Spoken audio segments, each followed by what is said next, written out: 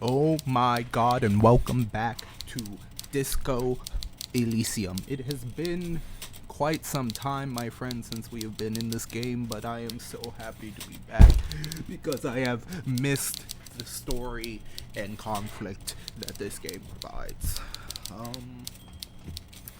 Where did we leave off? Yeah, Everard. Now we have to let him know we opened the door. Mr. Dubois, a pleasure as always. You don't have to sit down this time, since you've already sat on that chair. I opened the door, you asked me, can we discuss the murder now? I'm very glad to hear that, Harry. One question. You didn't actually happen to stumble in and see what's inside the apartment, did you? There is no way to sway this man in any direction. He is unsuggestible and unswayable. Just tell the truth. The deal wasn't for me to go inside, so I didn't. You're right, Harry. You only had to unlock the door, which you did, so we're all good here. Now let's get down to brass tacks. It's time for men like me and you to figure out who's killed who and why. Real police work is gonna start happening now. I promise you, Harry, this is gonna be good. You said the lynching and the strike are related. How? By now, I'm sure you figured out who the dead man was working for. The bad guys. Wild Pines. Sent to scare us. Another violent measure of the top hats against us flatcaps. What do you mean? Harry, this strike is the culmination of many, many mistakes made by the Wild Pines group. They tried to shut the strike down by sending in armed mercenaries. You mean our victim? A security contractor? Can you imagine that? Workers standing in peaceful protest, united in the spirit of fellowship, and they send hired killers to mow us down with machine gun fire? He performs a motion as if spraying bullets from a machine gun. I'm talking beasts, hardened killers from proxy wars in Yisut, Semenine, Sadamoritsa, you name it, they've done it. Raping, killing, burning villages, killing little children for the Senorita Pineapple Company, Harry. Everything they did there, they brought over here. They want to turn Revachol into a third world slum. Honestly, the only thing they didn't do is kill the village elephant. Hold on. You have a village elephant? No, Harry, the elephant is metaphorical and so is the village, but the mercs and their brutality are very real. Go on. Now, I haven't personally witnessed the brutalities out there. I have the luxury of staying in my container, you see. If I need to go somewhere, they just move my container. Wait, they moved the container? Yes, I'm an old man, Harry. My legs aren't what they used to be. They lift my office with that big crane. It's actually very fun. You should try it. But enough about me and my fun container. The killers the company hired, I think there were 3 of them, all hardened commando types. One of them got downright suicidal, getting drunk, violent, a little rapey. Even their own negotiator couldn't control him. That's your boy, the one who likes hanging out and trees. By negotiator, you mean Joyce? Harry, what you need to realize is, we dock workers are not pushovers. We got grit, Harry. This whole neighborhood does. Push us hard enough and we push back. And when we do, we push to kill. Who exactly did the pushing? There's a militant wing inside the Union. A group of people whose duties don't involve manual labor, but peacekeeping in the neighborhood, making sure everything runs smoothly. They're like you guys. Idealistic people who want to make sure bad things don't happen. And if they already have, well, punishment must follow. So these idealists killed our victim? One day Titus Hardy, leader of this peacekeeping faction, comes up to me and says, "Boss, socialist democratic fervor drove us to take it upon ourselves to kill this beast that was burdening the land." He probably worded it differently, but that was the idea. Sure sounded to me like they killed him. I gave them 2 weeks paid leave and told them to lay low to avoid retaliation. Aren't you worried we might arrest them for this? Oh, I'm not at all worried about that. These are not the kind of men who get arrested. They're Martinez boys, tough and gritty. I'd like to see the man who takes them in. Besides, I sent my lawyer girl to look after them. If he's just boasting, then it sure doesn't feel like that to you. He's not worried. How do you know the mercenaries were hired by the shipping company? How do I know? Let me tell you about these people. That's their MO. It's what they do. Last winter, some poor workers in Terminal E went on a little strike. The company sent in Sediment, a security contractor. The strike was over the workers' right to wear protective footwear, Harry.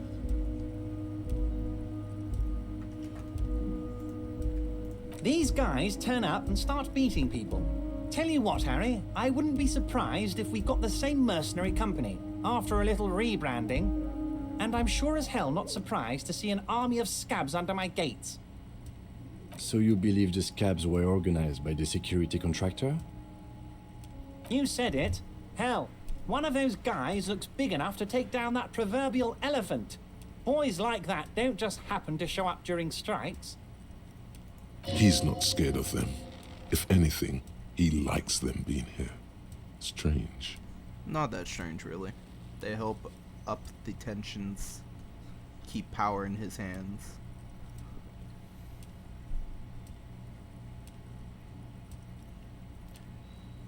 You mentioned a lawyer girl? Oh, Liz is a bright one. I paid for that law degree myself, thinking it'll probably turn her all fancy. But hell, Harry, she came back a firebrand socialist. Sometimes she scares me with her zeal. I like that. Tell me about Titus Hardy and his crew. Oh, they are simply fine young men, all 7 of them. Exemplary union members, always working to advance their position in the local socialist democratic movement. Core members. Old Theo used to run them, but things really kicked into gear when Titus took the reins and named the group after himself. Gotta love his initiative. Interesting. Who's second in command? They're almost all of them great guys, born leaders. Whatever happened, I'm sure they only had the best interests of Martinez and Revachol in mind. Work with them. Hell, interview them. But don't fight them. They really are just like you. Men who like beer, women, and some order on the streets.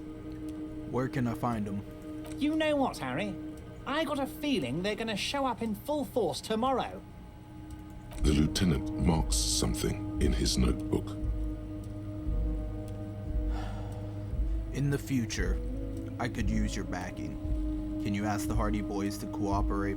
But of course, it's the least I can do for my good friend Harry. I'll do it right after we've concluded this talk.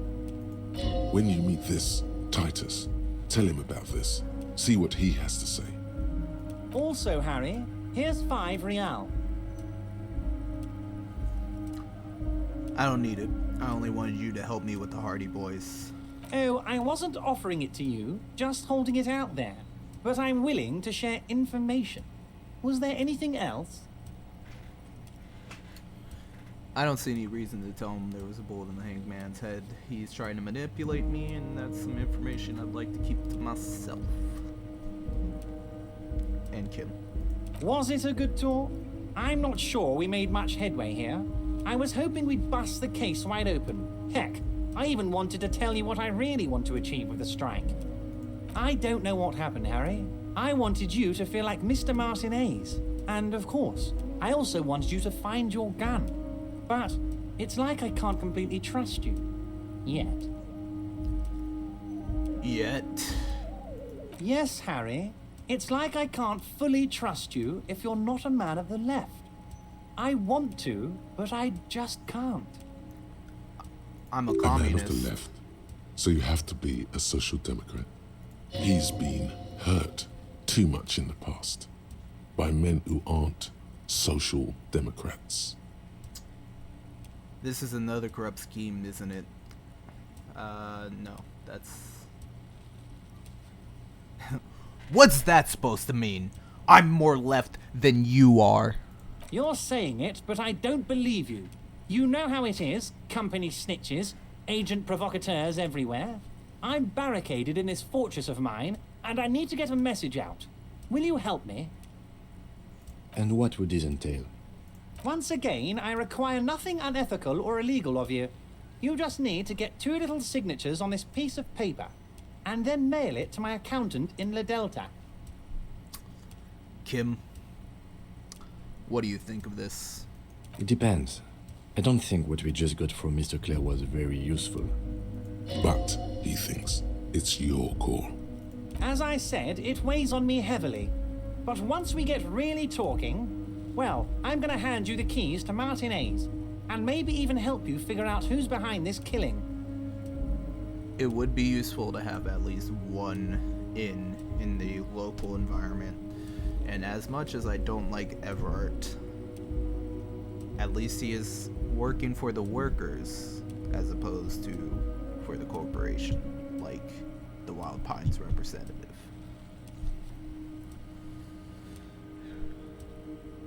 What are the signatures for? I'm glad you asked, Harry. The Union is going to build a modern youth centre in Martin A's. It will be righteous. We're gonna get those teenagers off drugs and on roller skates. There's a nameless little street on the coast with some old houses around it. Most people have already signed. I just need 2 more signatures to get this mission off the ground, Harry. Where is this place exactly? On the coast, Harry, across the canal. There's a cul-de-sac there, a little village they're calling it. A gloomy place. You'll find it. I trust your detective skills, Harry. What will happen to the current occupants? They are just gonna have to deal with the construction noise for 6 months, and then they'll be living like kings. Right next to a fancy new youth centre, designed by the best architects from Stella Marie. Fine. If I happen to be there, I can ask them. You bring joy to my heart, Harry. Such a pleasure to be working with you. Here. You need to get signatures from Isabel Sadie and Lillian Carter. The cul-de-sac is right past the pawn shop and across the canal. I hear there is some trouble with the water lock, but they should fix it by Wednesday morning. Once you have the signatures, mail this to 13022 La Rocca in La Delta. Then I'll know you're a solid socialist. Everett, I'm going to leave now, but we might talk again later. See you soon, Debardeur. Just kidding, but not too much.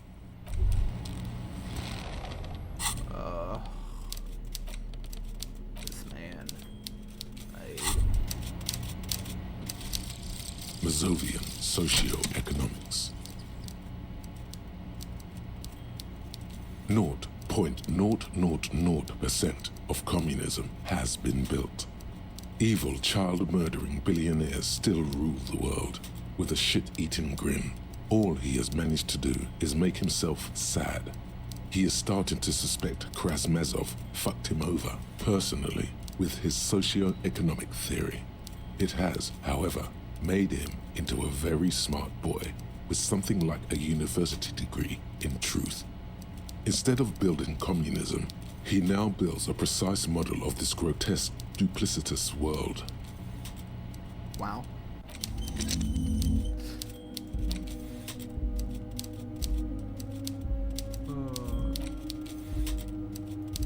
Left-wing dialogue options give +4 experience, -1 visual actualist. Reaction everywhere. -1 downtrodden input. Oh, that's fucking hilarious.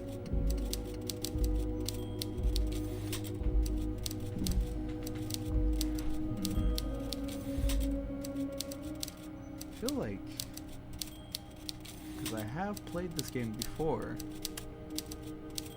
that is, I don't feel, is that the same as,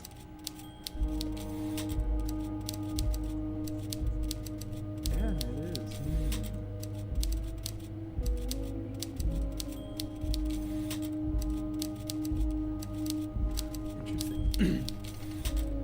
Well,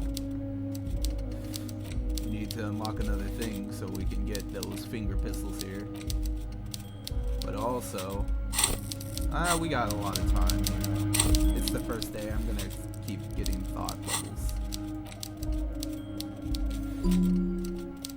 Finger pistols, Kim.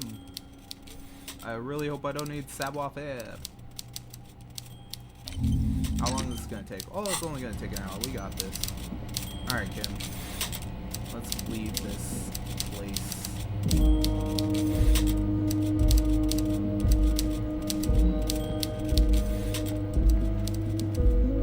See if I can find any bottles on my way back, Kim. You know, I don't think I'm gonna be able to go to bed tonight.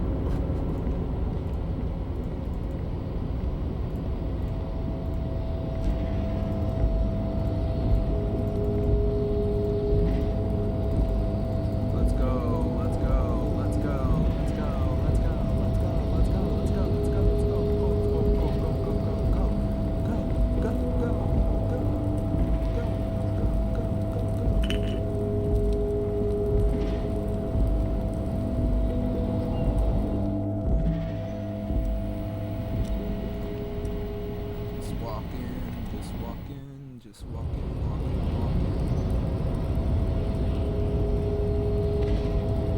Hey, manana.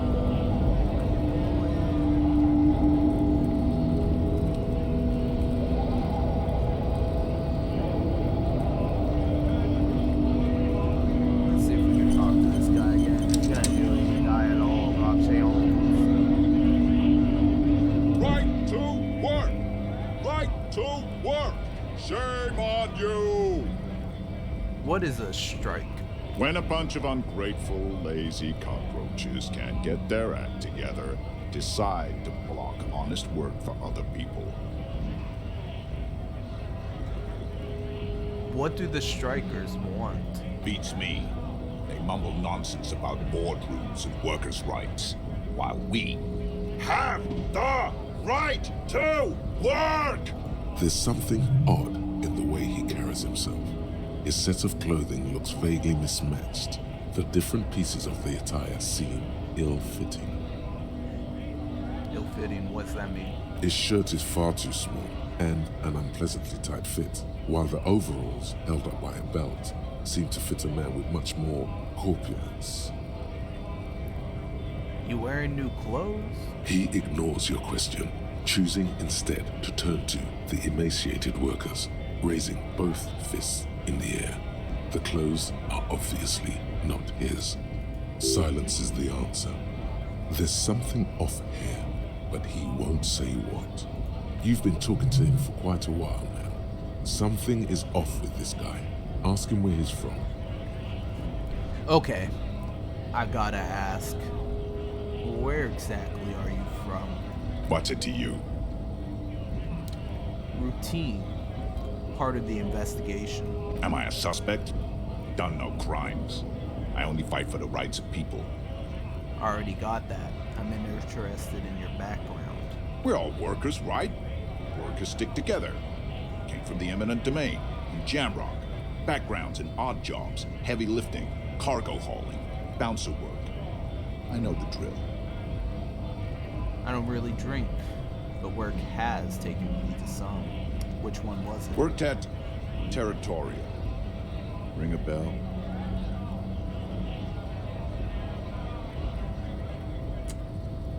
Never heard of it.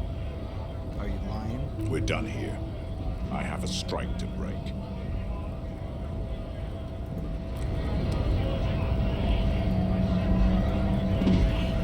Well, I was lying, but so was he.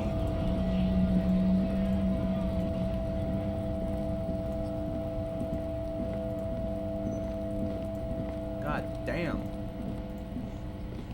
That was some loud ass ringing, dude.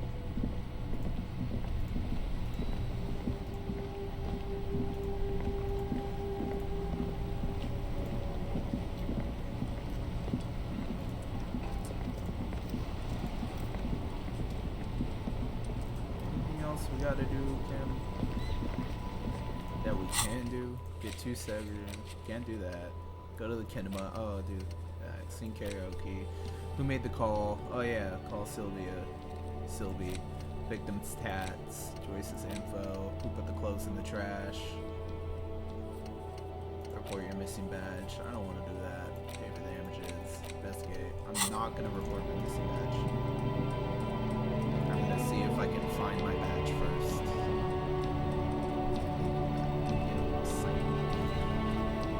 Kim, I got $30, bro. I tried so hard. I'm gonna go see if I have any cans on me.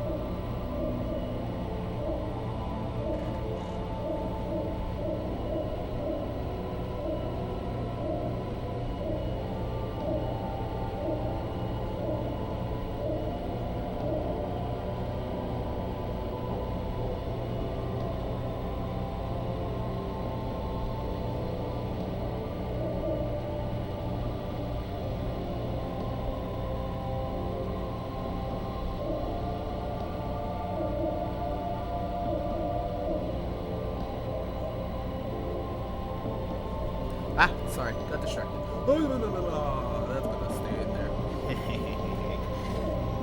The tear machine stands in the corner. The tear machine stands. Oh, I don't have any tear. Okay, so. Well,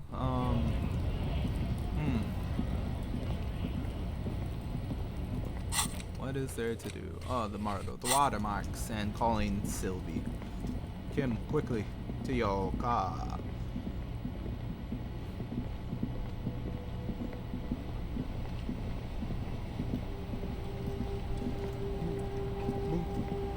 Inside, you see a set of steering levers, a radio microphone, a pull-out toolbox, and the soft glow of the fuel preheater gauge. All right. Ready? I turn, you press start. It's next to the preheater. He's downplaying his excitement.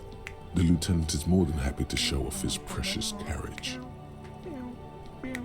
The dashboard lights up with orange glow. The rounds per minute gauge jumps, and the engine of the Caprice Canadian comes to life with a whiny growl. Like a leopard waking from its sleep, yawning and roaring at the same time. The lights unfold with a little click, casting electrical light onto the ground before the vehicle. There you go. I'll turn them off from the remote once you're done. We just need to stand in front of the machine now.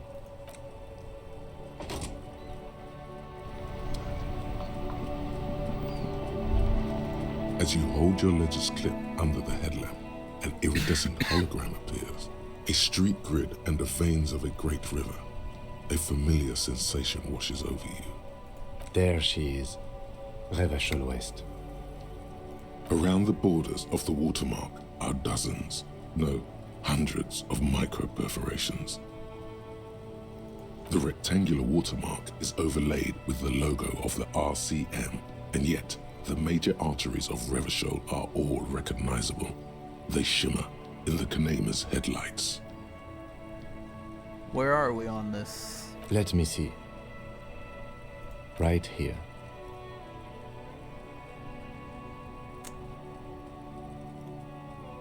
I'm sure I've seen worse. Oh yes. Coal City. Le Royaume. The burnt-out quarter. Look at the perforations. There are many of them, and they are divided into 3 separate rows.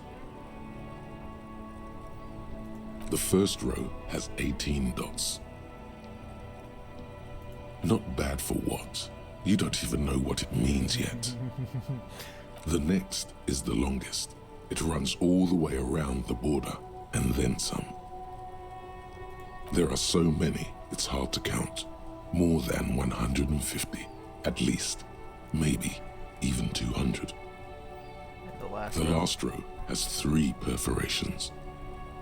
That's it? That's it. Hey, Kim. What do all these holes mean? Those are perforations. They represent your record as an officer of the RCM. They are your statistics, as it were. I should have guessed you'd keep a record. Officers often do. Let's take a look. The first row represents your years of service. 18 years. Okay, not bad at all. What did you do before you volunteered? Wait, 18 years I've done this? That's what it says. I might have guessed even longer based on your age. What did you do all those blissful years of your youth?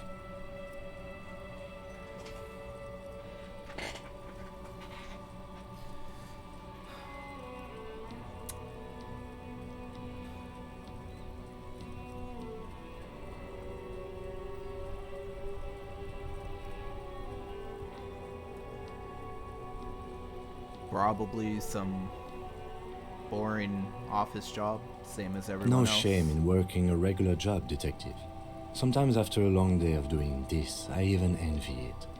Let's move on, shall we? This next row, Called me the one that detective. wraps all the way around, is your number of closed cases. Closed is good. It means finished. You've got, let's see... Wow, more than 200.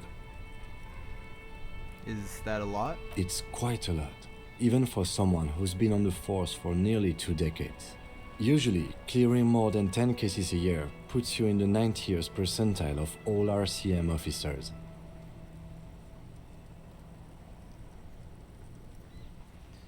So you're saying I used to be a super cop? Call it what you want. You were a valuable member of your precinct. Now, let's look at the last row. Right. Those are your confirmed kills. You've got precisely 3 perforations there. So I'm a killer.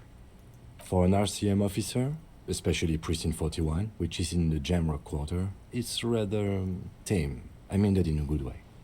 What's it feel like to kill a man, Mr. McCoy? A young woman asked the man across the desk from her. Honestly, babe, says John McCoy, crossing his ankles over said desk. I don't feel anything anymore. It's just like brushing my teeth. I do it once or twice a week and don't really think about it. There's no trace of guilt in his voice. There are Don't like certain that. officers who treat their kills like some kind of ghoulish game. If they do happen to solve a case, it's usually by accident. But it seems as though you are, or at least were, one of the good ones. So we have that to be thankful for.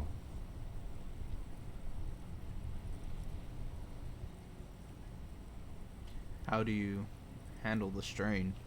Everyone has their own method of coping. Some more effective or self-destructive than others. Personally, I find it helps to keep up a few hobbies.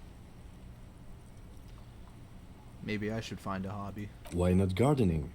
You've already got the gloves. It's meant in earnest. Please don't mistake it for a jab. Have you ever killed anyone, Kim? Yes, It's not a problem for him to state it, however.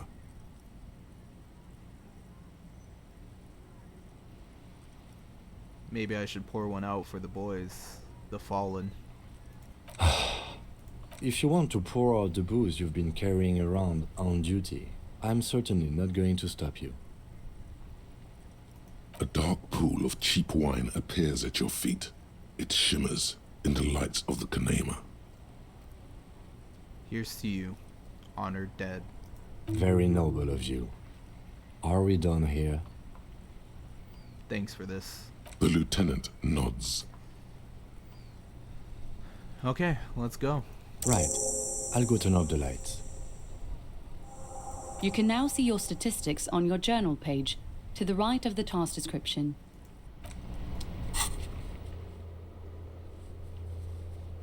Look at that. Good cop, bad cop. I don't know what that means. Thank Christ I haven't hit any of those. 5 sorry cops. 2 boring cops. What were the boring cops? 3 superstar cops. No apocalypse cops. Well, that will conclude this episode. That seems like a great place to end it. Thank you all for joining me, and remember to like and subscribe, and I will see you all next time.